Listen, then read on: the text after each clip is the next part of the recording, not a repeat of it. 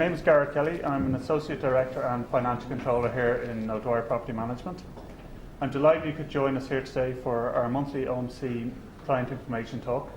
Today's briefing is entitled The Mud Act 2 Years On. It's a very topical area which I'm sure you're all very interested in hearing more about. Our talk today has been given by Conal Toohey.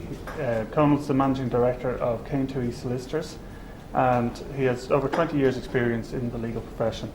Conal specialises in employment law and commercial litigation and has a broad range of experience, including, more particularly for this talk, property-related matters, and has acted on behalf of numerous management companies with regard to various building issues. So Conal's presentation will be approximately half an hour in length, and we'll have time afterwards for some questions. So I'll just hand you over now to Conal. Thanks. Thank you. Good afternoon, ladies and gentlemen. Today's talk is on the Multi-Unit Development Act and the developments in the last number of years since it's been enacted. It's difficult, just in terms of preliminary observations, it's difficult to give a broad perspective on how the Act has been implemented, both in practical terms and, say, in terms of court applications, because whilst I will see a certain amount of work going past my desk, I don't necessarily know what's going on out there in the market generally. And in fact, I suspect that many of the people in this room, the property managers, may in fact have a broader perspective or experience, given the higher numbers of management companies that you would deal with. I will come back to that in terms of the litigation issues, which we'll canvass later on. The Act, in its explanatory memorandum, sets out what its objectives are. And as you can see, it's to address problems in relation to OMCs, both in new and existing developments, and to ensure fair and effective management. And I think those are the apt words to bear in mind when considering any issue. It's fair and effective. The reality is that before the coming into being of this Act, most well-run management companies were doing exactly what the Act now provides for. So it really ups the playing pitch for all those who in the past were not ensuring fair and effective management. In some cases.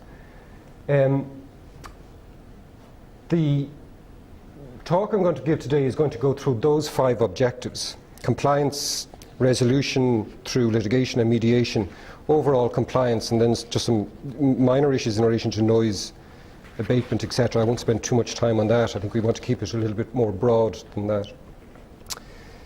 Dealing with the transfer of common areas, the practical reasons for the non-transfer of common areas are twofold, and you see them there. Lack of interest, lack of funds. The most difficult situation is one where the developer is just not trading. They don't exist, they don't care, they're not around. That's a difficult situation to try to resolve, because at least if a company is in liquidation, it means a liquidator is in, and you can therefore prevail upon them to ensure that whatever has to be done is done.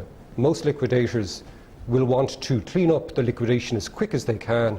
They realise they have to transfer out the common areas, and therefore they're, to a point, a willing participant in the process, which is in, I suppose, the opposite for those companies that have ceased trading, but in relation to which there's no liquidator appointed. For those companies, which is probably more the case these days, where receivers have been appointed, generally interaction with the receiver is dependent upon whether the receiver perceives what in their best interests or that of the charge holder is. So if they perceive that it's in their best interest to engage, they will engage, and if they perceive that it's not, then they will not. It's important to remember the receiver does not occupy the same position as a liquidator, and so you can't prevail upon them to transfer the common areas in the same way that you might with a liquidator. The receiver takes their powers from the underlying charge, and it may be that the charge is over a number of the units in the development as opposed to the common areas. It will require you, in the event of a dispute or issues, to look at the charge document to see the extent of the receiver's powers. the general observation holds, which is if they will work with you if it's in their interest to work with you. It's important to bear in mind as well, especially in the area of service charges, which falls outside the scope of today's talk, that generally receivers will not pay service charges pre their appointment, but can generally be prevailed upon to pay the service charges post their appointment. From a practical perspective, in the event of a sale, a management company will have some leverage whereby they can refuse perhaps to assist in requisitions until they get an undertaking from the receiver solicitors to pay all service charges pre and post receivership out of the proceeds of sale. And that happens in many cases. In one or two, it doesn't. And in one or two, the receiver digs in their heels and do not pay. And that falls to the members who do pay. It's a void in your service charges and may well be irrecoverable. The transfer of the common areas is, how would I put this? It's honoured more in the breach than the observance. Many management companies have still not had the common areas transferred to them, even though there is a statutory obligation to do so within 6 months from the coming into force of the Act, which meant that it had to be done by the 30th of September 2011, and the overwhelming majority of management companies are in default in that respect. There is no penalty provided for in this Act such that someone who fails is penalised. The most you can do is bring an application to court to seek a court order directing that they do so, and if they remain in breach of a court order, then that's a civil wrong and actionable at court. A court order, courts guard their jurisdiction and their powers jealously, so if they make an order, they expect it to be complied with, and if it's not complied with, there are very serious sanctions up to and including imprisonment. So, whilst you might advise a developer management company that although you have a statutory obligation to transfer, there's no sanction, if a court order is made, then they need to sit up and take notice because of the implications of not complying with it. Sections 3 and 4, without getting into too much detail, in a management company where there has been no units sold or where less than 80% of the units have been sold, the developer's obligation to transfer the common areas is caveated in the sense that they can hold on to the beneficial interest in the common areas. So property is comprised of both a legal interest and a beneficial interest. They must transfer the legal, but they hold on to the beneficial, and this is to assist them in completing the development.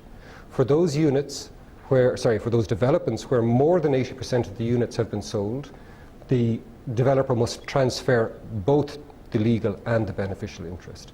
When the development is complete, all the units have been sold, then at that point the developer has to enter into what's called a statutory declaration to confirm that the beneficial interest is now merged.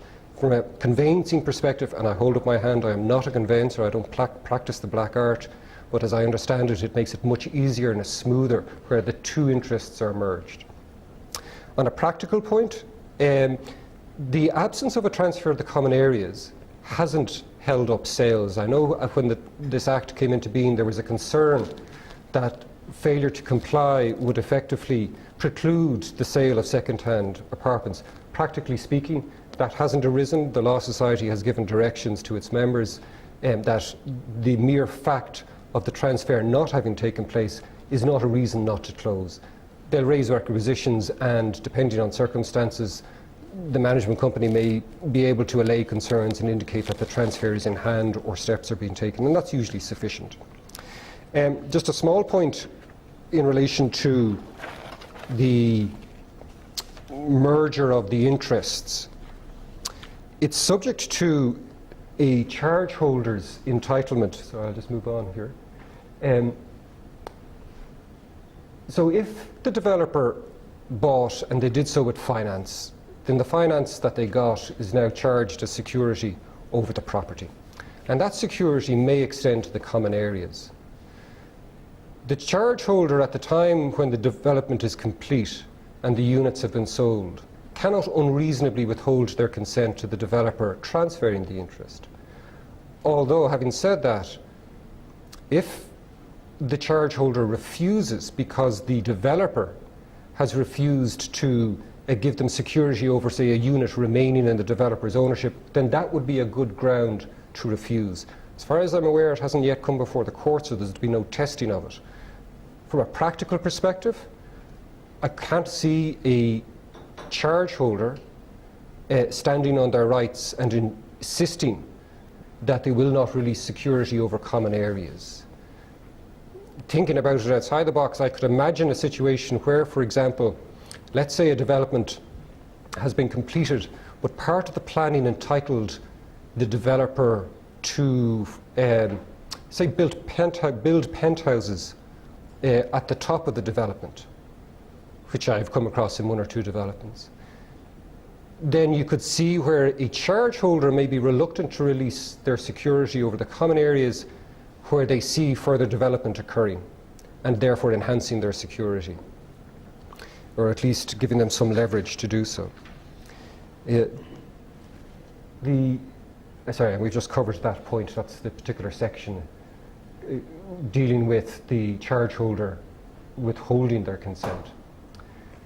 Dispute resolution, it's an important function of this legislation, and it's done in one of two ways. It's litigation and/or mediation.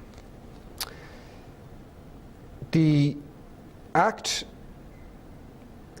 sets out a very broad range of reliefs or orders that the court can make, and it allows a very broad range of people who can come before the court. The definition of those who can, or who you might refer to as stakeholders, is quite broad. Not unreasonably, it includes the management company itself, the developer, a unit owner, personal representatives of unit owners, or indeed any person who the court is satisfied has established an interest. So it's a catch-all. So anybody who can stand up in court and say, and explain why they are there and what they're interested in, will invariably be allowed to bring the application. Going back to the reliefs, the orders that can be made, is very broad.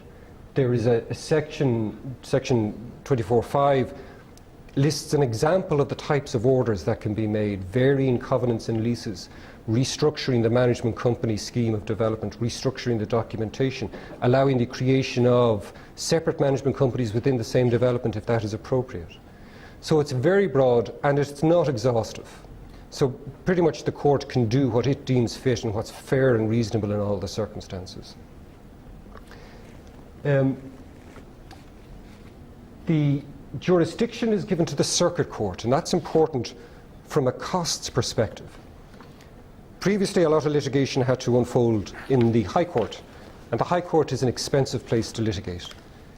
The costs you incur there are a multitude of what you would incur in the circuit court, and that's obviously to be welcomed. It lessens the cost exposure. The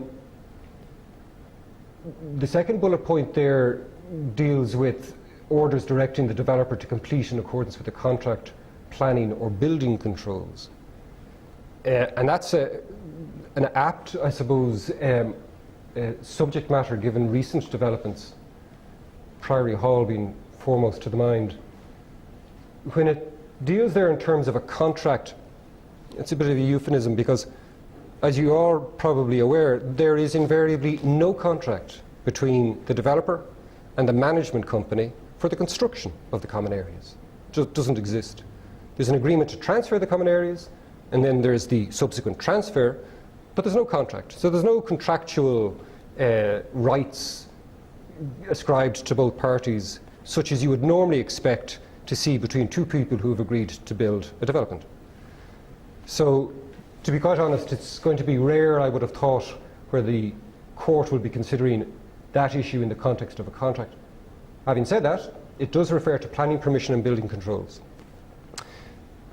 It's been my advice in the past to various management companies that if they have come across a host of defects, what you invariably find is a mixed bag of what is really snagging or maintenance issues with which the developer should not be concerned, and more substantive defects. And in my view, of those substantive defects, which are the ones you should concentrate on, If you can show that those defects fall within planning or building control, then it seems to me you would have a good case to at least get it before the circuit court rather than going off to the High Court, because it gives you a slightly faster track process and at less cost. Having said that, so I'll come on to the mediation shortly, but my last comment on the litigation, from a technical perspective, it was open to the powers that be to ensure that access to the court could have been by way of what they call in the trade an originating notice of motion. Basically what that means is you get into court very quickly. So you go in on the back of an application which sets out the types of relief that you want, you ground it or you base it on an affidavit, which is a sworn statement setting out what the issues are, what problems have arisen and what you want from the court. And it makes for a very quick process to get in and get out. Unfortunately, for whatever reason, the powers that be decided not to use that fast-track procedure, and instead they've gone down what I will call the plenary route, which means you have to commence your claim by way of an originating writ or summons. That's served, an appearance comes in, a defence is delivered, replies and particulars and information is sought. So you're into a much longer process with an exchange of court documents, discovery, and eventually the matter set down for trial, which elongates the process and adds to cost. That doesn't mean to say you can't get into court urgently on an application if the circumstances merit it. You can, known as an injunction, but by and large you're restrained by the slightly longer process that they've inserted. Perhaps the quid pro quo for deciding to go down that route is mediation, known as dispute resolution in the Act. And this is to be welcomed. Mediation is an alternative dispute mechanism, which means it's an option which can be pursued to resolve the problems outside the court process. Invariably, that means less cost and a quicker resolution. It is very important to remember that mediation is not arbitration. The two are as different as litigation to mediation.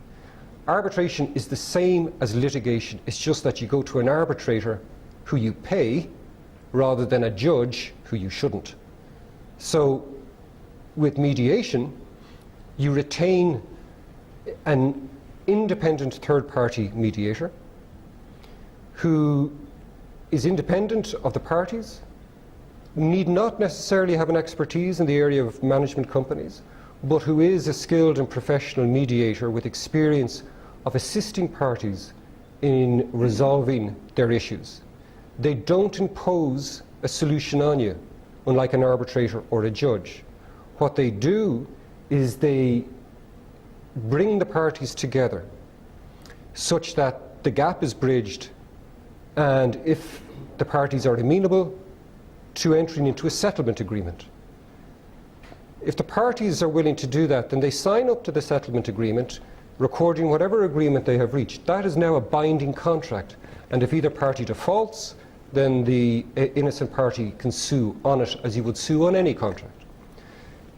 It is an extremely effective mechanism, provided parties come to it in good faith, and I'll come on to that a little bit later.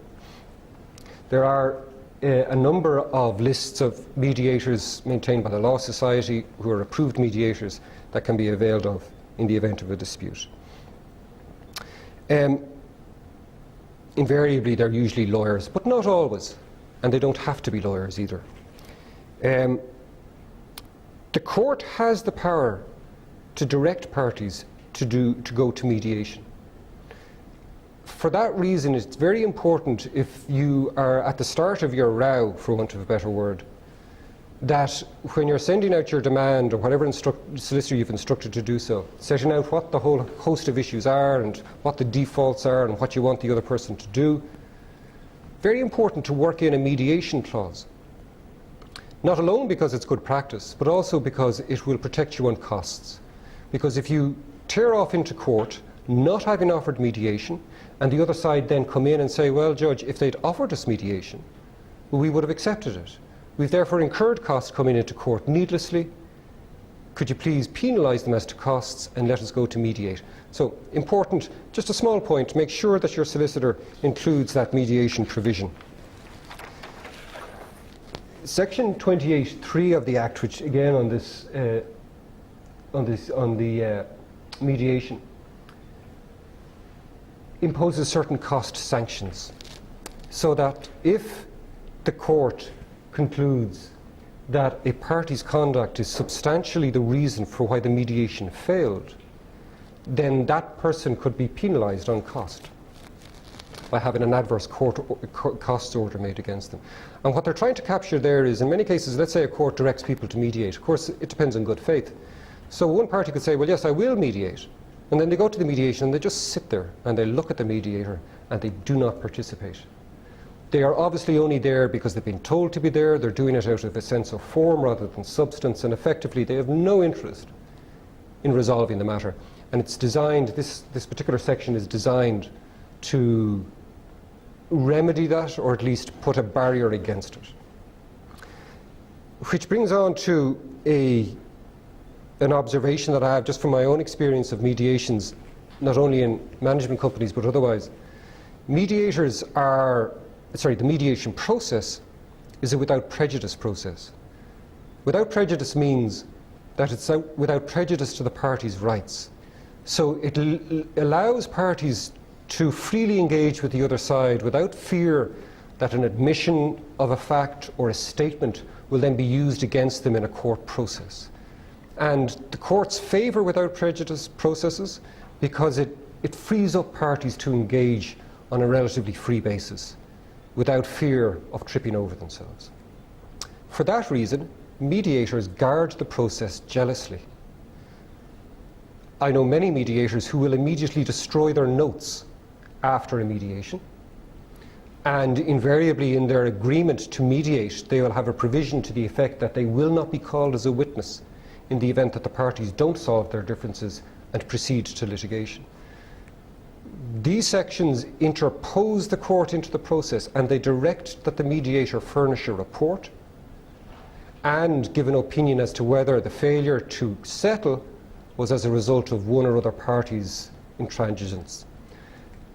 I can see difficulties arising with that, and many mediators may bridle at that because they will see that as an unwarranted interference in the without prejudice process. Again, I'm not aware that that's come before the court, but it is there and it is part of the statute. Moving on to the fourth section, general compliance. Compliance is a statutory requirement, it's a statutory duty, and avoid it at your peril, but I go back to my earlier comments when I said that there's no sanction, save for going to court and getting a court order. In my experience, most OMCs and their property managers are sincere in their efforts to do so. A very small number either can't be bothered or know what's required but just simply decide not to comply. That's very rare. Just a couple of general observations in relation to my experience of some issues over the years. Voting rights, typically before this Act, when you got involved on behalf of a management company, the first thing you do, especially with a dispute with the developer, you go to the Articles of Association. And invariably you find a clause buried in there which gives to the developer or their nominee subscribers 1,000 shares each. So they can completely outvote the members at a general meeting. Or alternatively, they don't even give members a vote at a general meeting until the transfer of the common areas has taken place. And so what this means is that not only does the developer control the management company at board level through their nominees, they also control the management company at general meeting level through their hold on votes. So that even if the members wanted to vote through a resolution, perhaps to litigate or do something of concern to them, they would be voted down. This Act changes that. It's now one vote of equal value in respect of each unit, and no other person is entitled to voting rights. And Section 15 makes similar provisions for OMCs which are not mixed use. That's important in the following way. In a non-mixed use development where it's purely residential, a developer may still have rights and voting rights, but in order to exercise the vote, the developer must first go to court and get an order from the judge entitling them to use their weighted votes, and they have to show that they have an essential economic interest or that it's fair and reasonable in all the circumstances.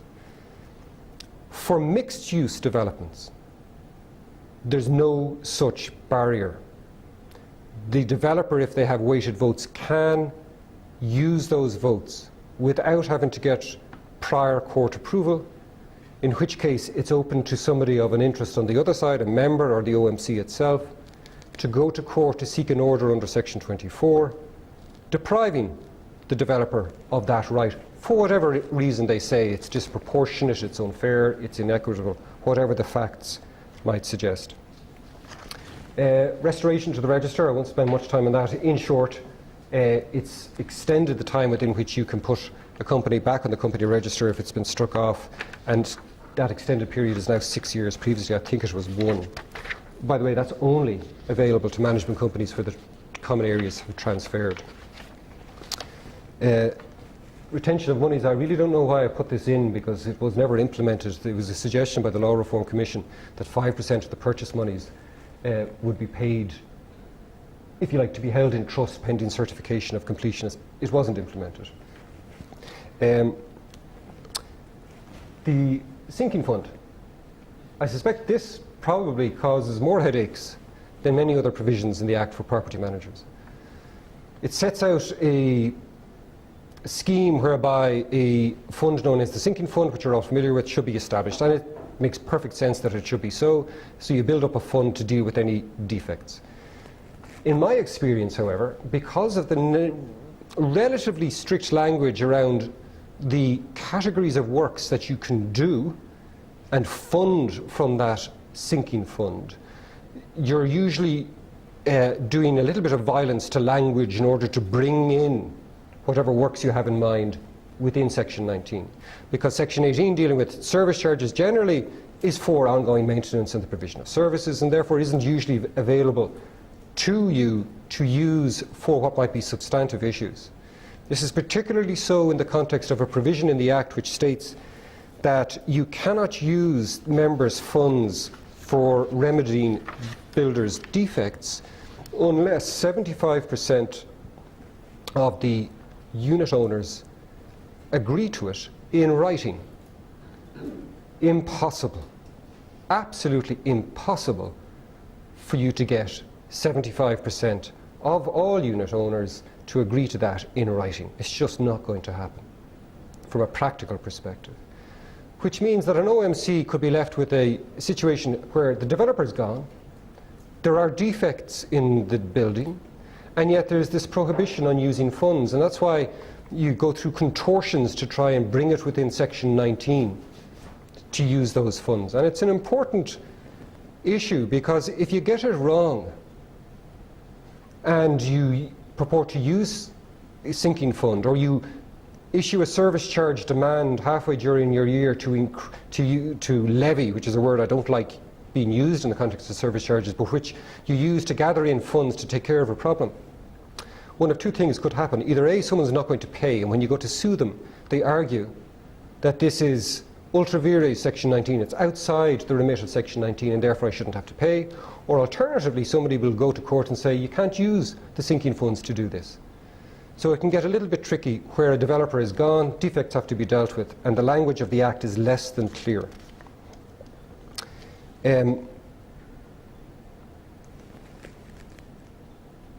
We've dealt with Section 18, and we've dealt with that second bullet point just there. I'm not keeping up to date with myself on the slides.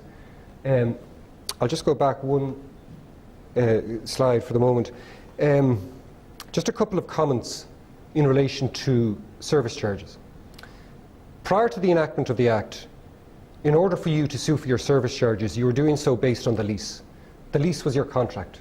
It provides a covenant on the part of the management company to provide services, the quid quo pro being the covenant by the unit owner to pay for the services on whatever the apportionment is set out in the lease. Which meant that when you went to sue, you must produce the lease in court and you must prove it. A document doesn't prove itself, so you must put a director of the management company into the witness box to say, is that the lease of X to Y? Yes, it is.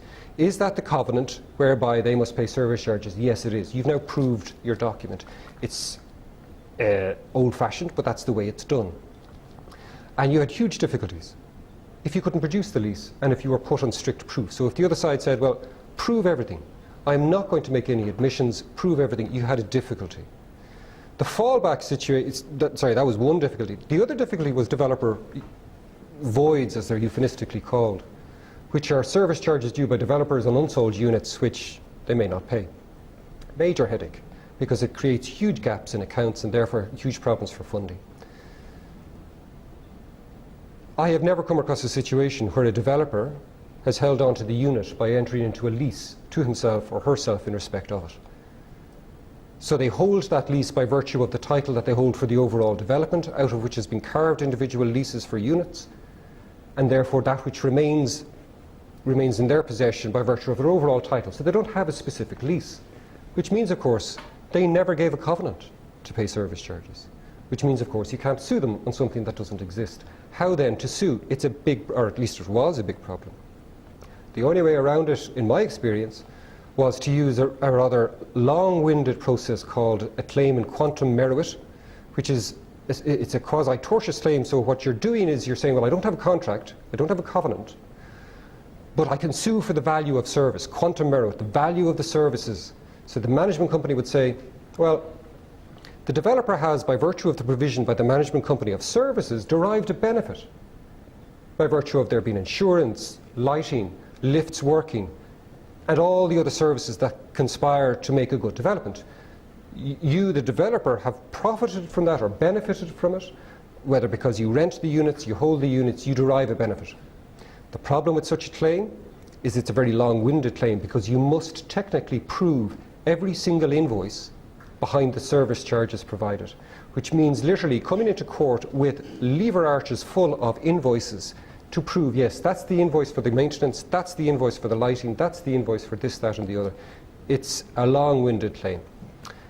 Thankfully, the Act now states that service charges shall be construed as an ordinary contract debt. It makes it much simpler to sue for.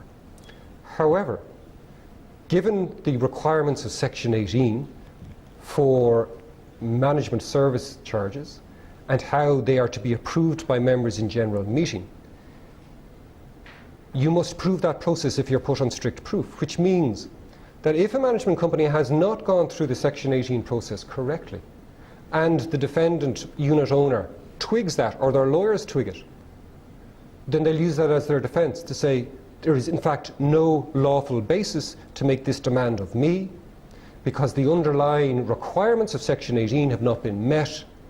Go away, and you're back to square one.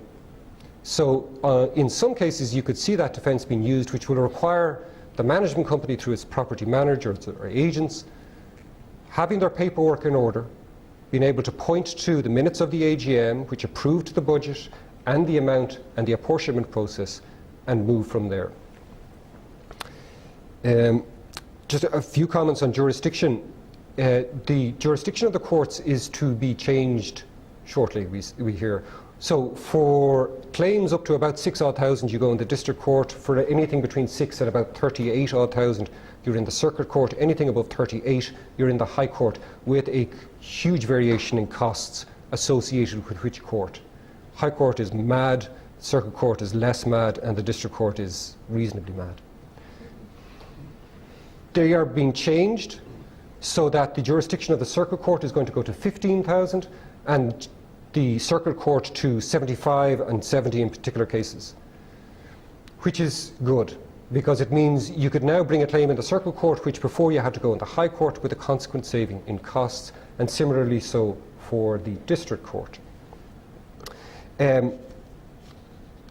One final point in relation to service charges. There's a carve out in the personal insolvency legislation, whereby service charges fall out of the debt. They're defined in that legislation as excluded debt, which means that the person seeking an insolvency arrangement cannot capture within that arrangement service charges. And there's a very good rationale for that, because it has such a disproportionate effect on their neighbours if they are able to get off their obligations when the person beside them in the same development down the corridor for them is paying up. It would, as you can imagine, it would create a lot of disharmony and ill feeling. However, be aware, especially as property managers,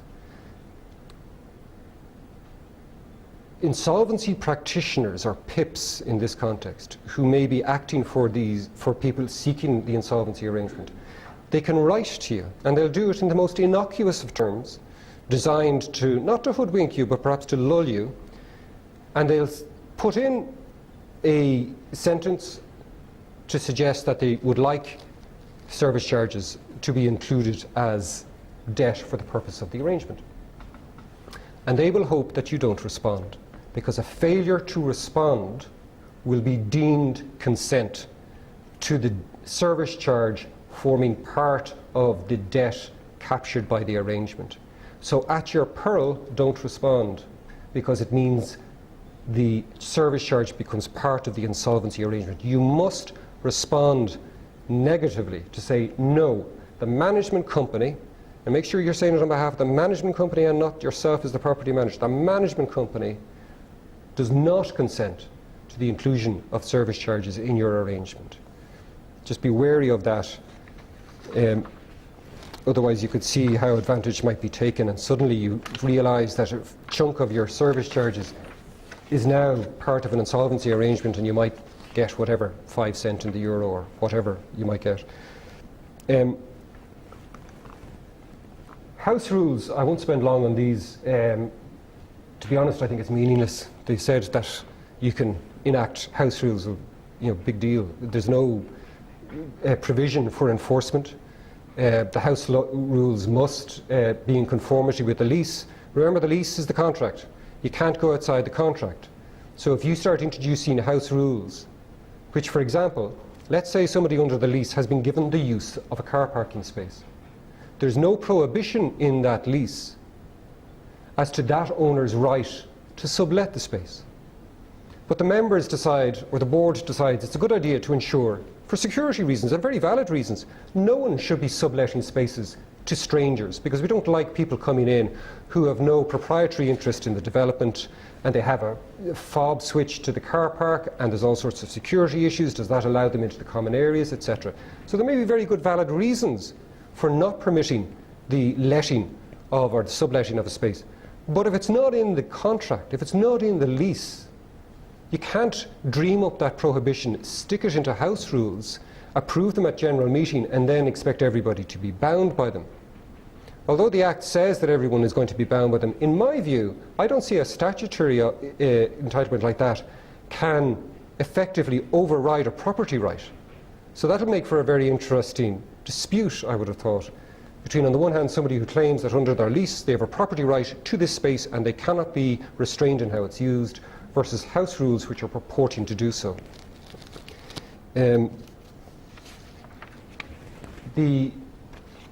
There's a short piece there on the EPA. This is a very effective resolution. What probably gives management companies, and in particular property managers, a headache is noise and complaints by owners in relation to noise. And on the one level it's simple, and on the other hand it is very complex, because when you're communicating to the party against whom the noise allegation has been made, you're very conscious of data protection issues, you're very conscious of defamation issues, and you're drafting your letters tightly to ensure that you do not give a hostage to fortune. So it's a very difficult balancing process. In my view, whilst management companies should take up cudgels to a point and bring to the attention of the person against whom it is alleged noise has been generated, bring it to their attention that a complaint has been made and ask them to address the issue, If it is not addressed and it continues to smoulder and jump up and down, whilst the management company can take it to a point, ultimately I believe it's a matter for the complainant to take issue. And so if the complainant is jumping up and down about this noise issue, and for example no one else is, very politely and courteously refer the complainant to the EPA. It's the Environmental Protection Act 1992. It allows for a very inexpensive process whereby you can get into the district court and get a noise abatement order. So if you're the person complaining, off you go. Don't expect the management company to do the running for you. There's the process. You're entitled to bring your claim, produce your evidence, and get your order. That should be the process I think you follow, and that's all I have to say in relation to noise. We've dealt with the House rules there. As far as I'm aware, although the Minister can make regulations re House rules, I'm not aware that he has.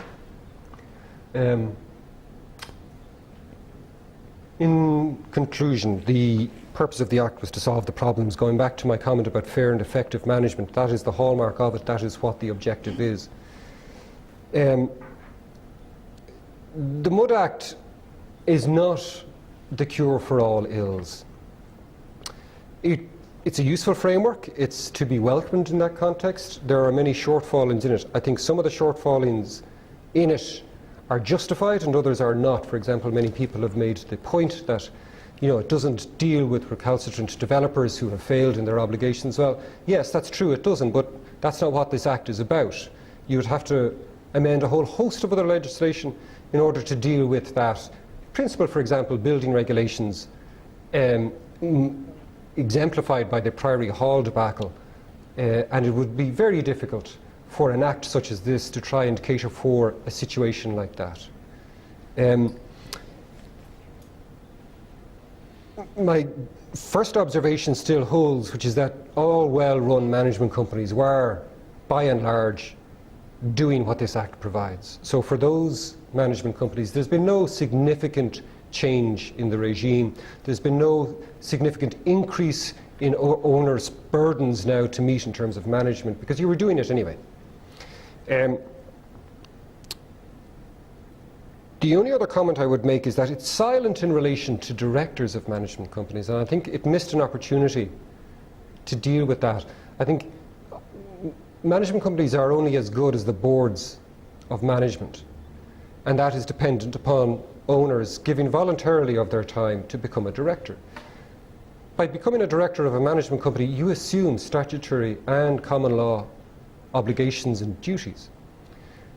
Some people will be au fait just through their own experience and background with how companies operate and the need for a process, a corporate governance process in terms of procedures, the requirement for board meetings, the requirement for board minutes, the requirement for agendas to be circulated in advance, for invitations to be given to all directors to attend.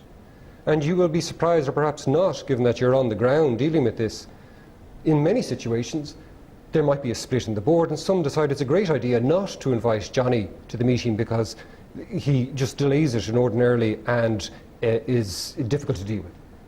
You can't govern like that.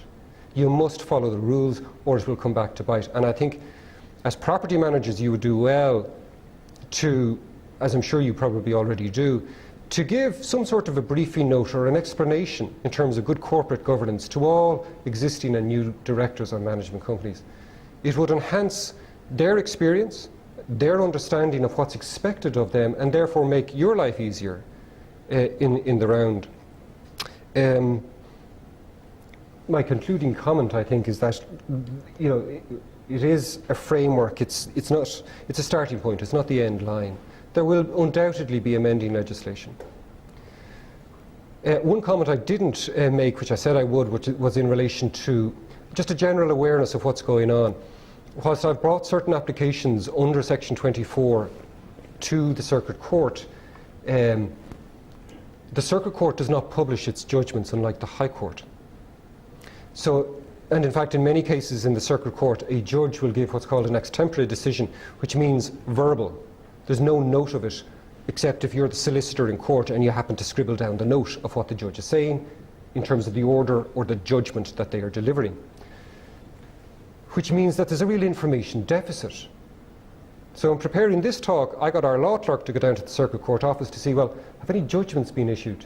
How many writs have been issued under the Section 24? Couldn't get the information, because unless you're the solicitor on record, you're not entitled to look at the file. So there's an information gap, certainly at my level. And again, I put it back to the property managers, because the breadth and expanse of your management companies is always going to be much broader than mine, because I'm just dealing with the problems and you'll have many where there are no problems. But you might have a greater perspective or awareness of what's going on in terms of claims made. And you could actually feed in, this is something I made at an earlier comment I made at an earlier conference, maybe through your representative association, you could begin some information sharing process whereby everyone's information levels were brought up by reference to what is going on in the court. Otherwise, we're just relying on ad hoc commentary by people who happen to be in court on the day or who are involved in a particular case. So thank you very much for your attention. It's a pleasure to give the talk. If you have any questions, I'll happily deal with them.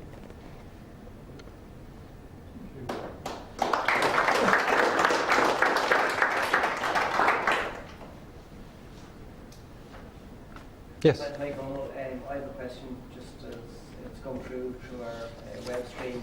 The question being asked is, if a developer has failed to comply with regulations, including fire regulations, but is in NAMA, can the OMC use the provisions of the Act, including seeking mediation? Qualified, yes.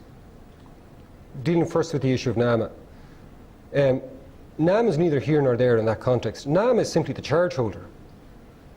It's just that they've bought the debt from whoever the original provider of finance was.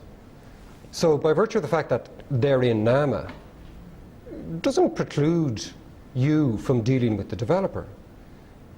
From a practical perspective, you would have to make the assumption that if they're in NAMA, they don't have any money, in which case suing them to either do something or to pay you money will be a waste of time and your own costs. What's the point in getting a judgment against somebody or getting an order directing that they do works if they don't have the finance or the money necessary to do so? It means you'll have spent time and money yourself getting to a judgment which can't ultimately be practically enforced.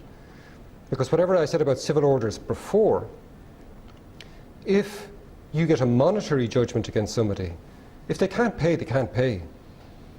And no court will put anyone in jail or wind up, well, they may wind up the developer, but they're not going to put anyone in jail because of an inability to pay. They may well do so if they take the view that the person is refusing to pay, which is an entirely different story.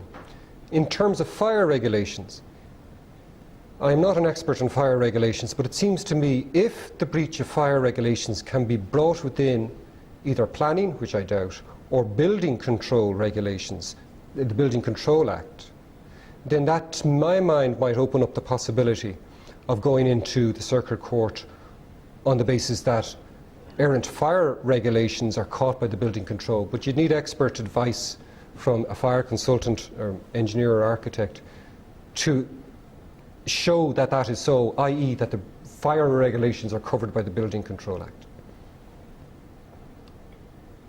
Thank you. You're welcome.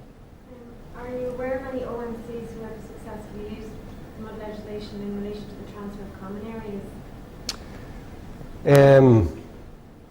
Well, yes, I took one case. It didn't result in a decision because actually it went to mediation.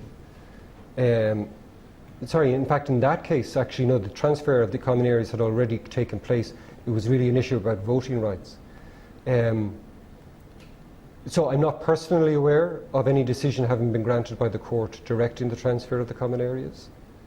So the short answer is no, I'm not aware. No. Just in relation to receivers of where an owner gets into trouble and receivers are appointed over the units or Yeah. unit that they own, has the receiver in that situation got an obligation to pay service charge? Or I understand what you say, not for the past, but going forward. I haven't yet sued a receiver for the service charges which accrue during their appointment. I've threatened it and I've issued proceedings, but they haven't gone any further. And you can see the defences that a receiver would raise to any claim, which is that, well, they're simply in as the receiver over the property, and therefore they don't assume the debts or liabilities associated with the charge, with the borrower referable to that unit. It's like, for example, well, maybe this is a poor analogy, but I'll make it anyway. Let's say the receiver goes in over a company's assets and decides to trade out of a unit that is rented to that company. Well, in that case, the receiver, and all of them will well acknowledge, they have to pay rent while they're there. And so by analogy, you would argue that they should also pay service charges because they're benefiting from the service charges. So I think you'd have a good case against a receiver, and I think they know that, and the overwhelming majority do eventually pay up. Now, it takes a bit of pushing and shoving. Very few write the cheque immediately, because with all receivers today, it's all about, use that silly phrase, sweating the asset. So the bank appoints the receiver. The bank is already in the red on this account. They do not want to fund more money into the deep well. So they say to the receiver, well, here it is, off you go. Rent it, sell it, do what you like, but I'm not paying you till I get something back. So, of course, it gives the receivers a vested interest to do something with the asset quickly, whether it's renting or selling. And it's only really where they have an income stream, whether through rent or an anticipated sale, that they will stand up. Very few will actually subvent by paying service charges, certainly not out of their own office account. So, although in some cases they have gone back to the bank in a particular situation and the bank has actually put the money up. I certainly come across that situation. Okay, and would it be a recommendation in those situations, say, to keep past amounts due to amounts since the receiver separate? I certainly have done that in the past. I've said to the agents where the receiver comes in, I said, do an apportionment exercise pre and post. Because the receivers know well whatever responsibilities they have post, really known pre. And so, whilst for the purposes of getting in at least their portion, I say do the apportionment. But if we get a hint of a sale, they'll be getting the entire account. And once they've agreed or they undertake to pay out of the proceeds, then they get cooperation in terms of requisitions on title, etc. So there's a bit of leveraging going on invariably. Yeah. Thanks. You're welcome. Thank you very much, Hannah, for the excellent talk. You touched at the end on what I think is probably a glaring omission in the Act, is the sort of required need for a continued supply of directors, generally made up of owners in apartment blocks. And there will be eventually a shortage of goodwill or civic-minded individuals that are prepared to put themselves forward for that role without any compensation. So what happens in the event that a developer generally will be the director, I suppose, in the company when it's initially set up? Yeah. That's subject to a 3-year time limit, I think, isn't it? That no director shall hold that office for a period of 3 years. Sure. In the event that you can't find any other director or nobody comes forward from the apartment block, what happens in those circumstances? Well, in theory, if there's no directors, then you're in breach of the Companies Act and open to sanction by certainly the Companies Office can prosecute you in the district court and impose a fine. Can prosecute the management company. The management company, because it has allowed a situation to unfold where it has no officers.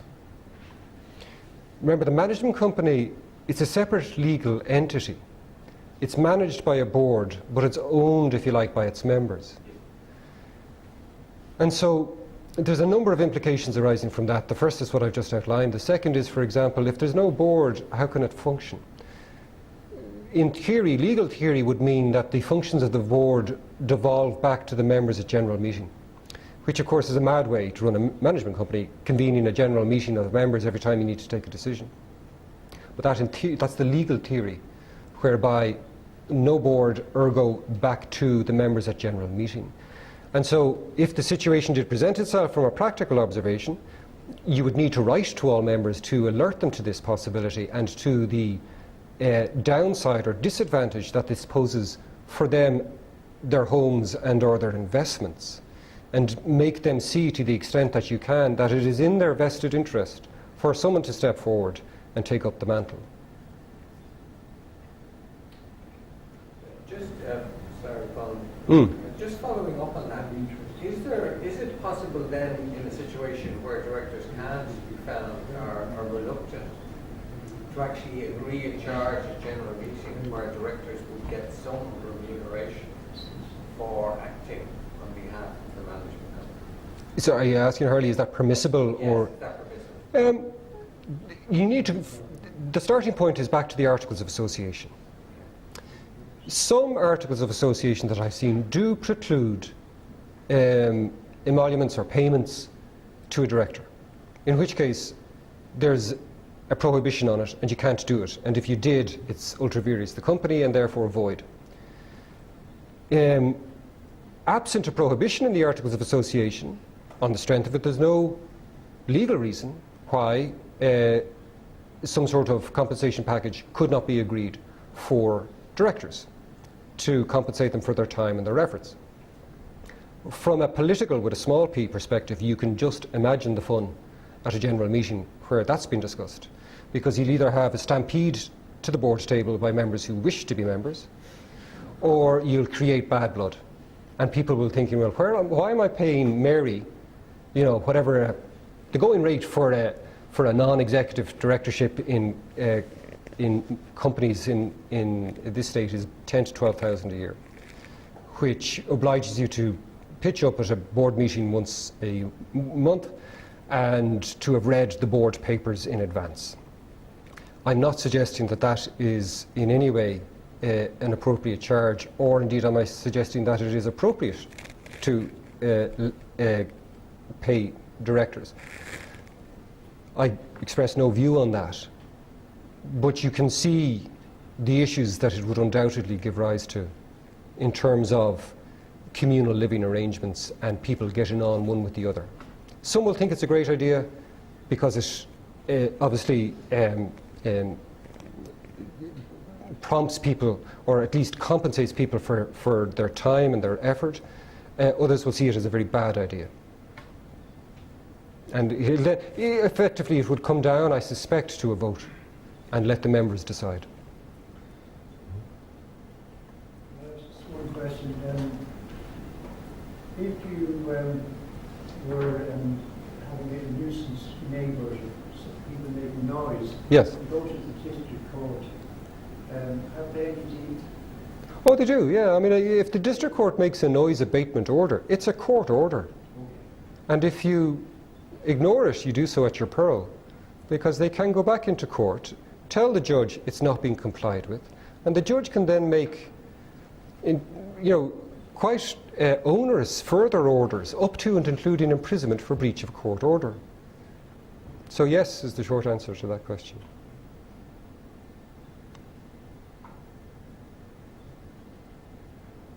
No other questions? Well, thank you again for your time. Thank you.